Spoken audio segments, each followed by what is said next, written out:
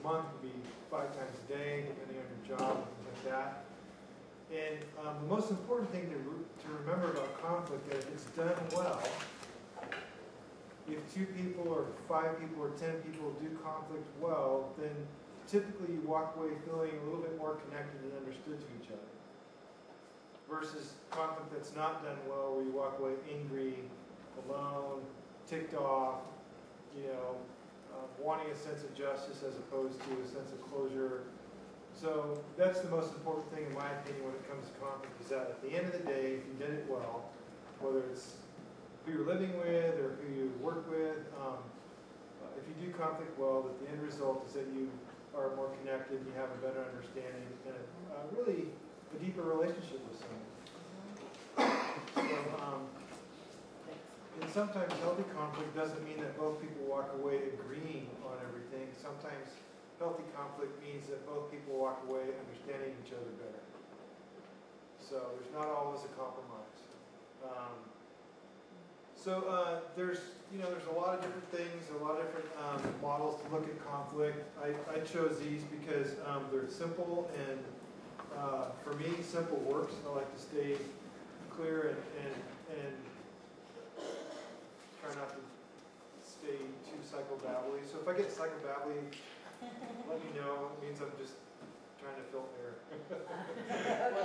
Yeah. Hey, mercy. So the first and foremost part of conflict resolution, it actually happened today at my office down in Auburn, is just affirming the relationship or establishing the fact that the person you're in conflict with, you have a relationship with. So this guy shows up, I'm in session, he's banging on my office door, which really ticked me off. He didn't tell me what his name was. He didn't say who he was. He just said, "Do you own the brown truck downstairs?" I said, "No, I don't." And he thought I was lying to him. And had he introduced himself, I probably would have been a little bit more open to having some dialogue. "Oh, hey, Bob, nice to meet you. I'm Todd." And no, that's not my... But I immediately got defensive, and I was frustrated that he was banging on my door.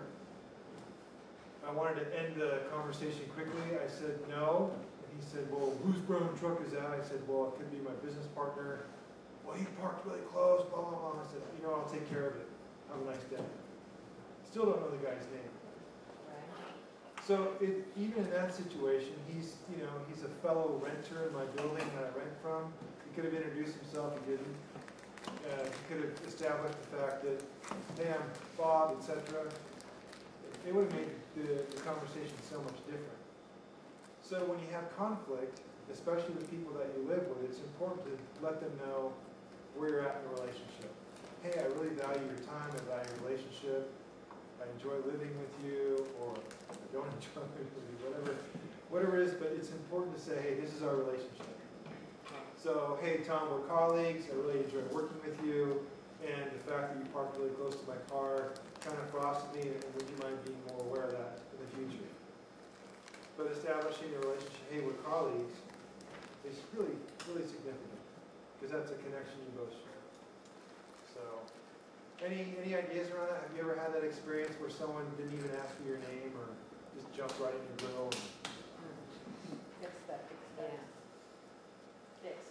Yeah. The doggies do that.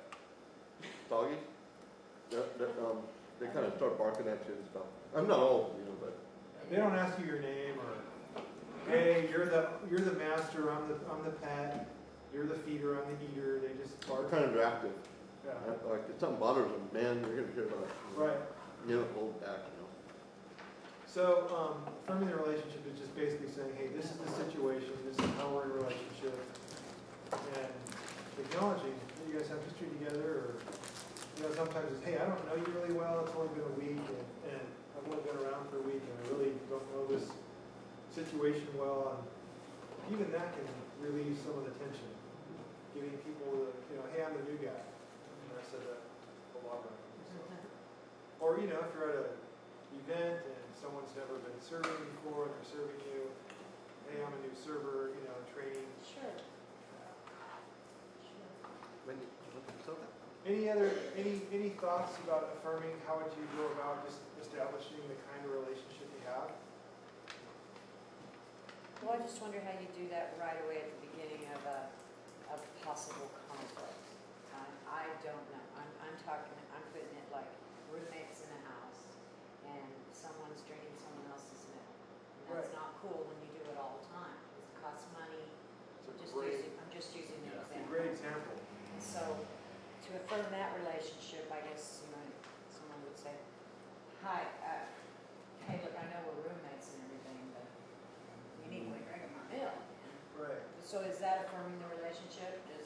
Is it important to do that at the beginning? Well, yeah, I think it's important. Hey, we're roommates. We both, Yeah, we that's both it. live here. We share space.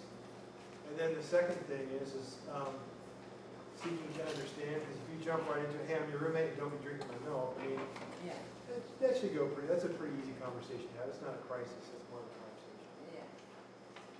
But yeah, it's good to establish. It's always good to make a statement about the relationship you have. I think it's okay to ask questions on the milk subject. Are you having problem? Are you having an issue this month with your groceries? Is there any way we can find out resources for you to get more of what you need? Well, that brings up the second point. It's a good finish. Hey, so the second one is really counterintuitive to American culture because we're the I, me, and my culture, right? Yeah. I, me, me, my. And I can guarantee you that if your first effort after you establish the relationship, or just make a quick comment about that, is to understand where they're coming from, you're going to have a lot easier time communicating about, one, what you want in a sense, and also you get a better idea of what they expect.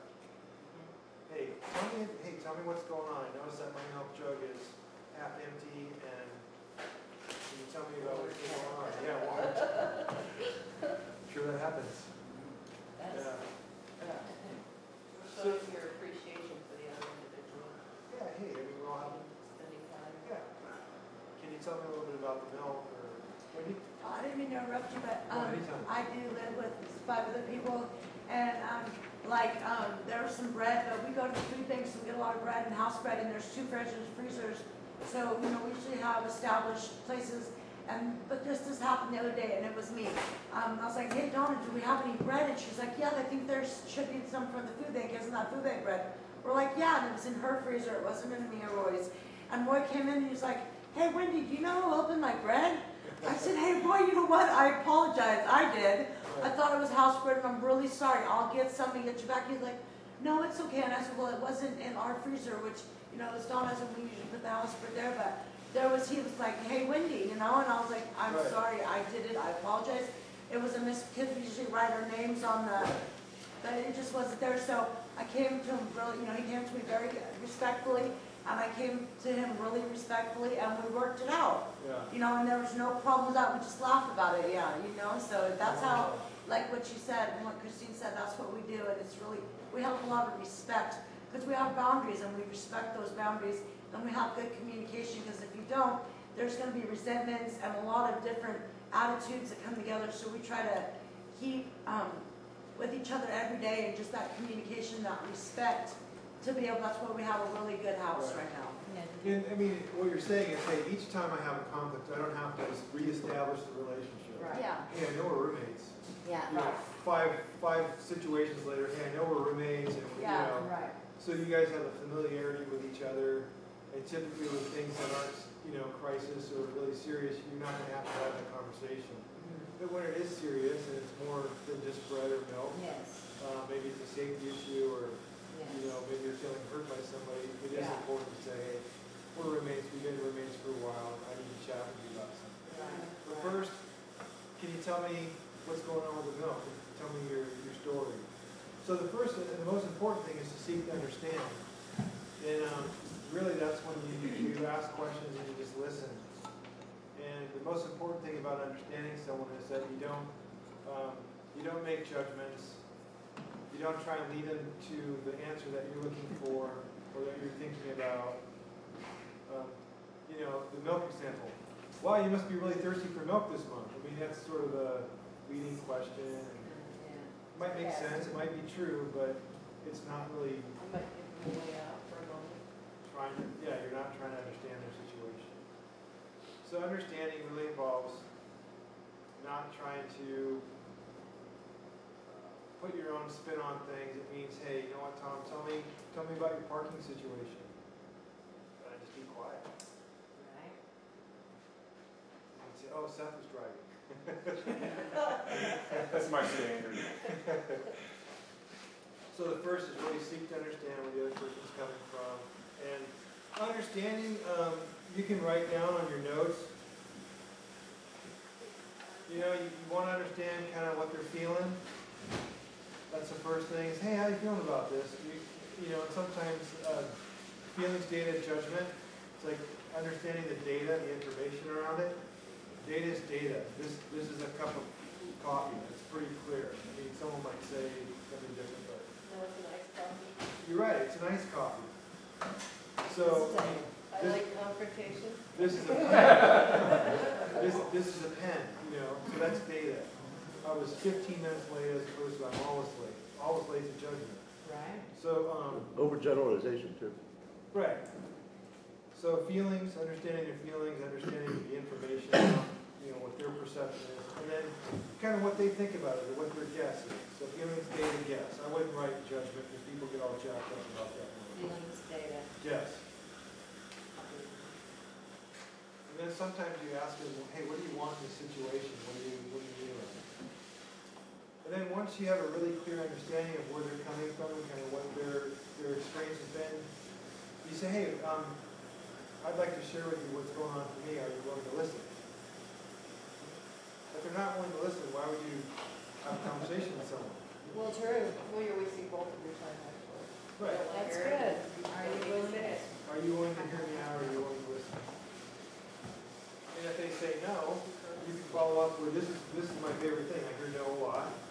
Hey, are you willing to have a conversation about it? No? All right, well, when would you like to do this? What would be a good time for you? You know, never. Okay, well then that lets me know I have some adult decisions to make. So really making the invitation, hey, are you willing to hear me out? Are you willing to listen to my side of my concerns? Most reasonable people would say, oh yeah, let me know. And so when you seek to be understood, you go through the same thing. You go through feelings, data, guess. Hey, I'm kind of frustrated about the milk being halfway down, and I'm guessing, Okay, I was wondering what you meant, where the guess comes in. yeah, kind of guess kind of what's going on. Okay, I'm yeah. guessing, Well, Yeah. guessing and understanding are, they're running side by side, but I think in certain situations, the person that's getting talked to about having drank the milk, their anxiety level might just shoot skyrocket the moment that you mention the subject, because they already feel guilty. Yeah, So that's there's, defense. sometimes they're just, coming back to it, I think, is a really positive thing. yeah. Giving them time to think about how they want to express themselves. I think that's where our issues come in with co-living, is when the defenses go up. And that's what we need to learn to talk out in a more productive way, is when the defenses go up. Because what we know for survival is best defense is good offense. I'm here, I'm ready. Right. You know, either that or run, fight or flight. Your back's up. Yeah, but that's where we get stuck. And so that's what we gotta learn to push through right there. So one cue to know that someone's feeling anxious or scared is if their chin kind of goes up. It's amazing. I mean, I've talked to a lot of people in different conflict situations. Even last night we had one here. It was kind of interesting to watch body language. The chin kind of goes up. And it's just a facial cue or a body cue you can pay attention to that you go, oh wow, that guy's chin's up. He's feeling scared or anxious or angry or defensive. And then you can cue on, hey, I'm wondering how you're feeling about this. Is there anything I can do to make it more comfortable or whatever? So just paying attention. Plus, if it's a high conflict situation and you have a right or reason to be sort of nervous about aggression, then you need to pay attention to those cues. Yeah. Yeah, So, Well, drinking someone else's milk is kind of an aggressive act, isn't it? I mean, it's like, when somebody does that, it's like, sure, it might be one of those opportunity things, but it'll also be perceived as an aggressive move. so you would consider that to be aggressive? No, I mean, it can be, it's like, when so, like, let's call it, Oh, I understand. passive aggressive. You know? We do consider that as passive aggressive behavior. Like, just in all- like, in like all- someone does it on purpose, like, it might Kind be of like- an opportunity thing, you know, where, Kind of you know, I like just need a glass of milk. hiding something on someone. Hey, if I'm angry at you, I'll drink your milk, that would be passive aggressive. If I'm just drinking your milk because I think I can, that's called disrespectful and stealing. But yeah, if there's an emotional component to it where someone's angry at you, or they've got an issue with you, or they're eating your cookies or your milk, and you've asked them repeatedly, please stop, and they can afford their own milk and their cookies, and they, yeah, that'd be kind of, be a little passive aggressive. Yeah, absolutely. Yeah. It might be time for a little education for those individuals on how to express themselves properly. Conflict resolution. Here we are. And maybe if you have a deep enough relationship with that person, that's where your guest comes in. The guess. Hey, you know what? I noticed that my milk's 3/4 of the way down, and I know, and you can ask me, hey, do you mind if I kind of tell you what I think? Or what my guess is about what's going on? Oh, sure. Well, I know you've been frustrated with me the last few days, and I'm wondering if you're mad and you're just drinking my milk for your milk.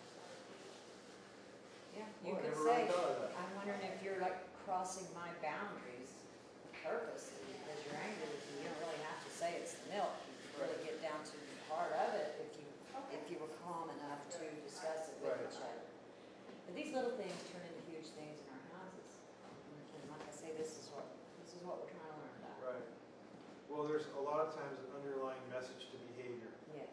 So the underlying message of someone drinking your milk is, hey, they're more important, they just don't care about you. Because a gallon of milk's what, $4 or $5?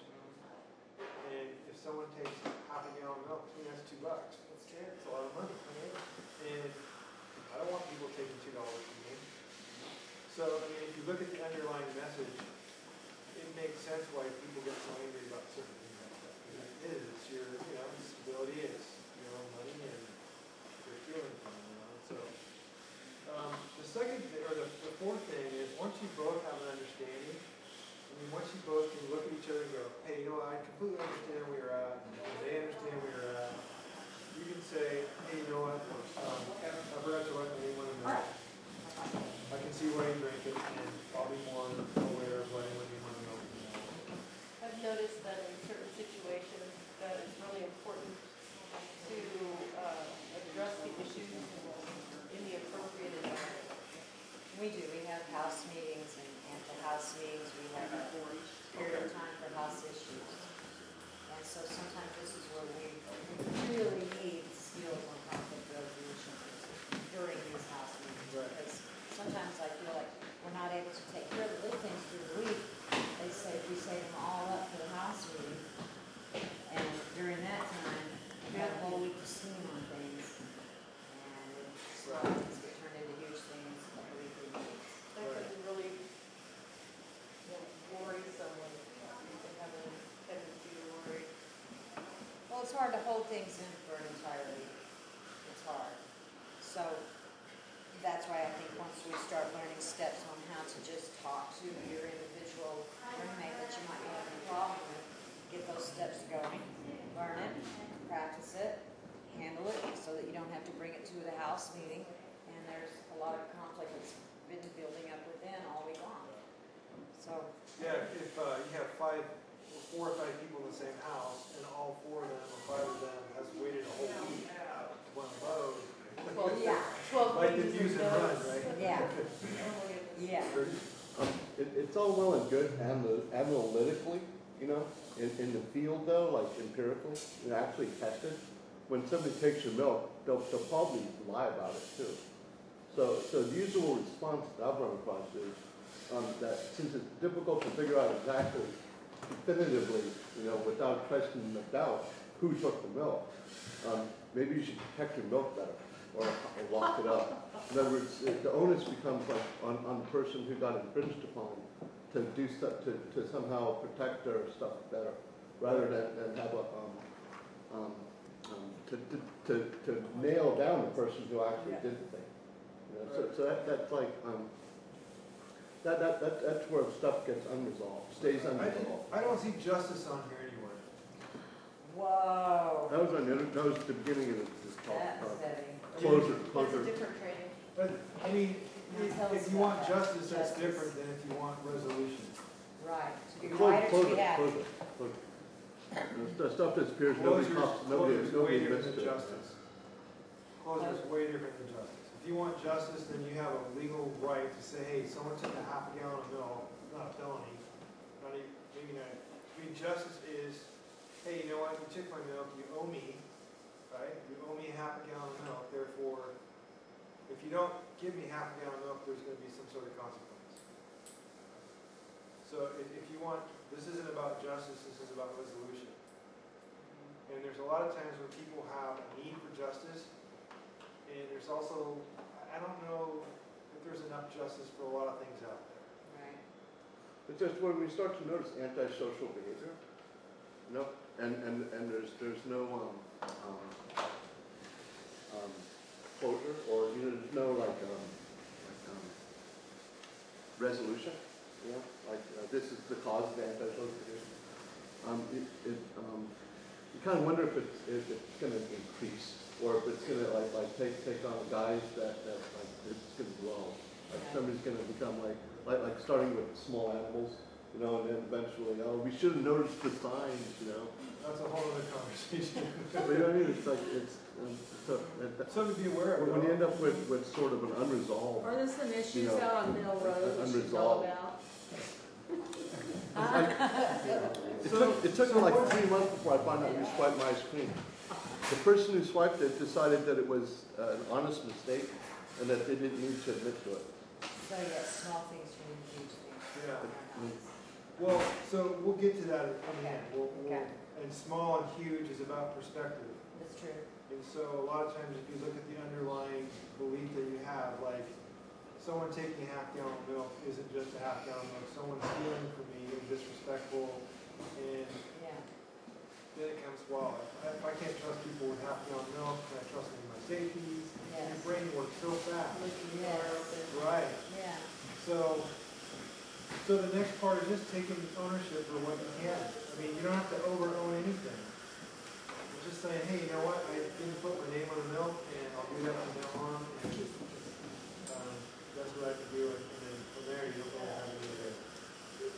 Or you let some words fly, and you realize you injured somebody, and you know what, I know I said this about you, it's very personal, it's not a fair way to have a discussion.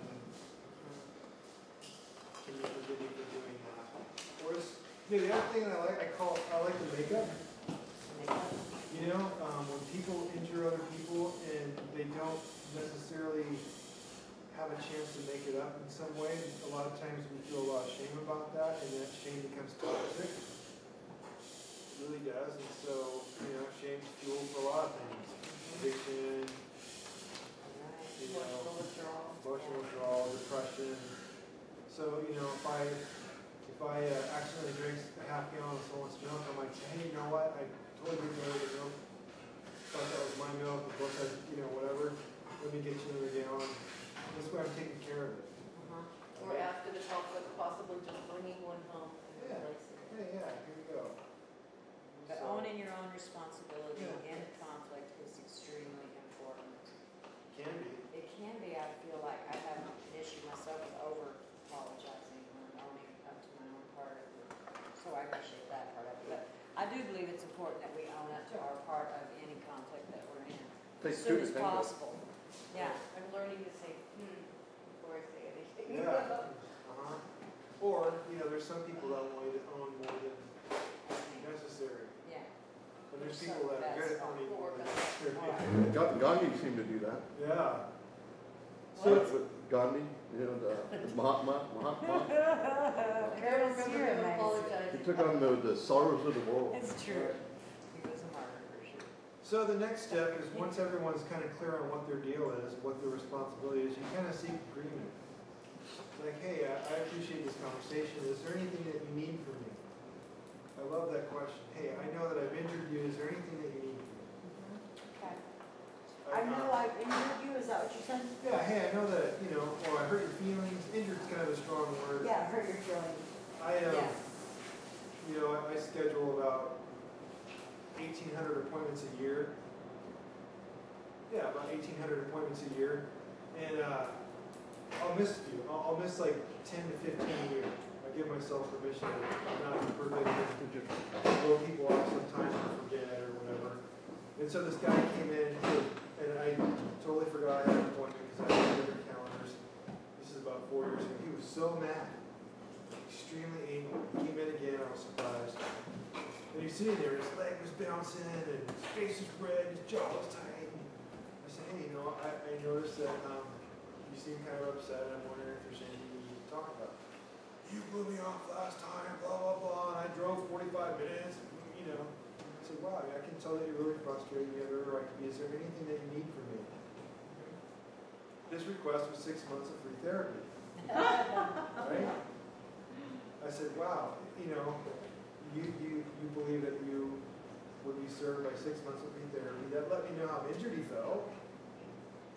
But I'm not willing to do that. I said, wow, you know, I'm willing to give you a couple because that's So we something can that, talk this out. yeah. That'd be nice. But, you know, 6 months of free therapy, I just said, wow, I can tell that you're really hurt by this, or that you felt really put out by this, and because he wanted so much. Yeah. Typically, people, if they want that much, that's how injured they feel. Alright. Kind of gives you insight into, hey, you know, if this person feels this injured. I thought it was ridiculous. In the back of my mind, I'm like, yeah, whatever. At least he's willing to negotiate. You know? Well, I wouldn't negotiate that. Well, it's when I'm willing to. you bring the It wasn't on the chips, table. but if you bring the I had a chips, you similar know, situation. kind of thing. No, it wouldn't be on the table for me. I'd say, hey, you know what, let me give you 3 referrals, and nice knowing you, and that's kind of the last part. So the next part is seeking agreement. I said, hey, I'd be willing to see you for 2 free sessions, and he goes, oh gosh, that's not very much, and I said, well, that's what I'm willing to do, and he said, okay, and everything was fine. Oops, sorry. So really, when you seek agreement, it's making sure that you kind of summarize everything. Hey, is there anything you need from me? And just because someone says they need, I want free milk for the next year, you can decide, hey, that's reasonable or not. You get to choose if you agree to it or not. So when you seek agreement, you don't have to give away the farm, since we're talking about milk. But you can do what you feel is right. When, about 6-8 months ago, when a young man came in, and it was the second time that he'd ridden his bicycle from Nothing Ready up to, all the way up to basically here.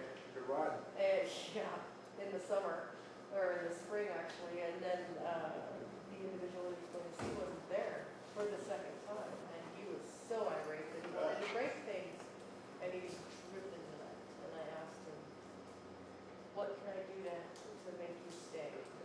I said, you see, you're drenched, let me give you some other clothes, you can get a shower, Right. we'll get you some lunch, and we can sit and talk about what you've done. Right. And it worked out lovely, and That's good. this individual's off the charts now, because he found his support system by opening up. As being willing to accept what you were willing to offer. Yes, and That's now the other he's part. doing what we're doing, Uh, and he's phenomenal. And sometimes you try and reach out and give people, like, hey, you know, I wanted to do this. Like, no, forget it. You know, I don't want to have that. Like, okay, you try. I was really glad this didn't work out like that. It sounds like a great outcome. So and that kind of brings us to point number 6. So you've gone. So let's review the first 5 one more time. So affirming the relationship sounds like what? Can someone give me an example of that?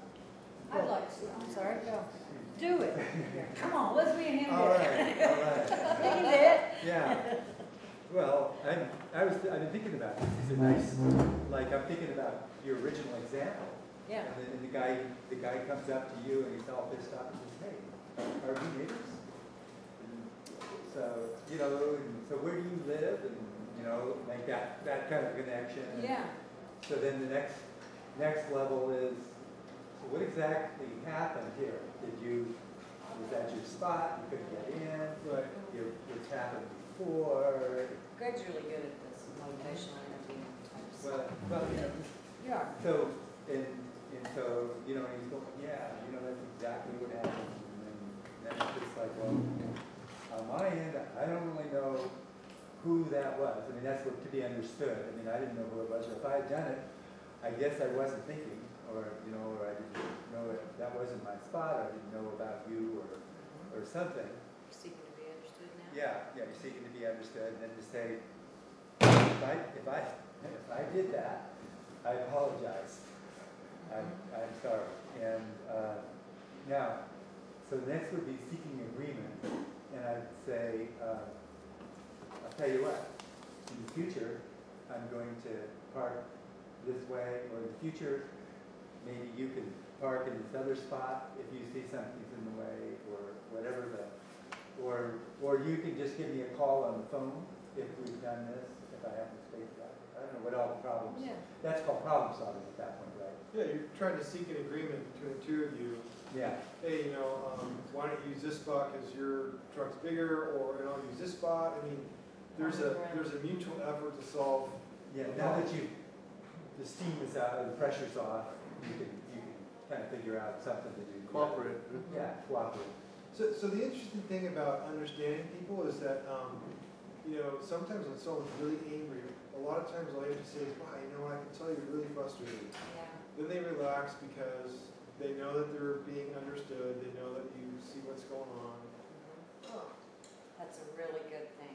It's a really good, Just to notice really somebody. great question. hey, I noticed that Yeah, you're you're sweaty and you're just, you're Let's exhausted. not even talk about this until we get you a glass of water, Right. okay? Yeah, I love that one. So the sixth one is kind of my deal.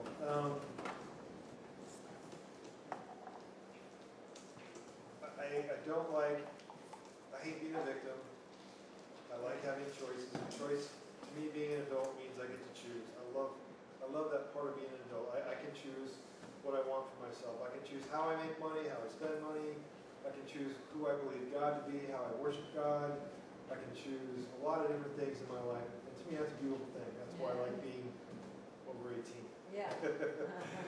And in situations where there's conflict and there is an agreement, and it seems like you're both stuck, then at some point you have choices you can make.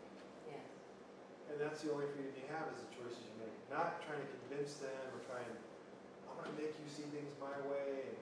You're just going to waste time and energy. Right. I mean, the milk thing is like, well, I guess I'm going to save up for a refrigerator in my room, and I'll make that choice. It'll cost me some, but at least I have freedom. Or you could say, would I rather, I think that we're using milk as the example, but would I rather be right or would I rather be happy and calm here? So maybe it's worth it to lose a little bit of milk just so that this constant conflict isn't happening. That would be a choice that I would make. Not that I'm being a victim or getting run over. I would just think, I'm not so sure that I want all this conflict over such small things. So if we get milk from the food bank, or if someone's drinking my milk, and I've tried all of these steps and these steps are not working, well then I think I'm just going to start losing some milk. I don't know if that's right or wrong. This is what I would do. Who gets to decide if it's right or wrong? There you go. Yeah. There you go. It's a over 18 thing again. Yeah, hey, I get to make an adult decision if it's worth my time or effort to get upset about milk. And then, for me, I always choose freedom. Like the parking spot. You know what? Do I really want to park next to this guy next time and have him banging on my door every week? Yeah, I'd rather Key in your car. Right. I'd rather choose a right. different parking spot. That's the Right. easy solution for me.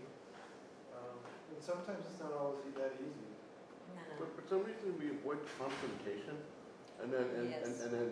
we wait until it's overwhelming, Yes. and then the confrontation becomes antagonist or not so productive, Yes. But confrontation doesn't necessarily have to be that. It can be end up in a cooperative relationship.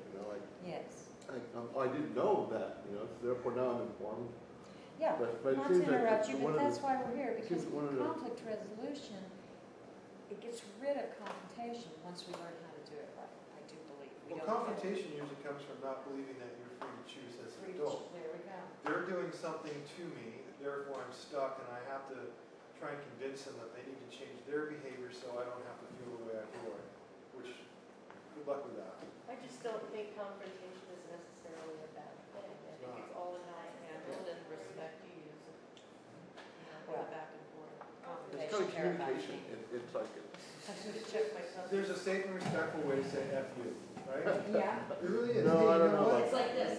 I'm really, somebody really else wants upset a with nickel to you. the spur jar. I'm really upset with you, and I'd like some distance between the two of us. That's basically F you, right? and it's a very kind way of saying it, and you're setting your boundaries and. Not that I'd say F you, but there's a safe and respectful way to say pretty much anything. There is, yeah. So I have a question about your situation, because I was there, and I know Roy, you know, and so when this happened, he saw that his bread had been, and he said, you know, I just want to know who did it. But he wasn't really revealing that it took a little notch out of him, and if it happened again, he was going to be a little more depressed. Eventually, he was going to feel like he wasn't being respected. He was going to go in his room, and he was going to get really angry. You know, that's the progression of that kind of thing. I honestly didn't mean to do it, Greg, because Yeah. we usually get house bread, and me and Roy and Sandy share a refrigerator, so usually his bread's in his fridge, and this was in Donna's freezer, and that's where we put the bread, so, and it didn't have it, so it was honest misunderstanding. But I was very apologetic, I was very No, respectful. I'm not criticizing No, he's what you not. did. So No, I know. I'm just wondering what you're going to do, that if it happens again, how you'll handle it, because that may not work. And that's kind of what I'm asking. Well, I won't do it again. Well, I think- won't open something that I just won't. I'm not saying you would. I'm Yeah. saying that this person has had problems with anger Yeah, because he feels like he's been violated. yeah. So that's Well, that's what, a great statement right there. Hey, you know what, Roy? I know that this is really frustrating to you and you feel like you've been violated because someone opened your bread. Let me understand a little bit more about what's going on. yeah, so that's like the seek to understand. Yeah. And give him a chance to say, hey, you know what? People take my stuff, they get really angry and paranoid and depressed. I don't want to go there. Give him a chance to just express kind of, oh, all right, so that makes sense to me. You're frustrated and you think someone's going to take your bread next time. We'll make sure that doesn't happen because. So, Yes. Yes, and Wendy handled it, I'm sure, in a really Yeah, no, you great did. way. You did. I just wondering, because that, Because this particular resident does have anger management issues. And, right. and I don't think he was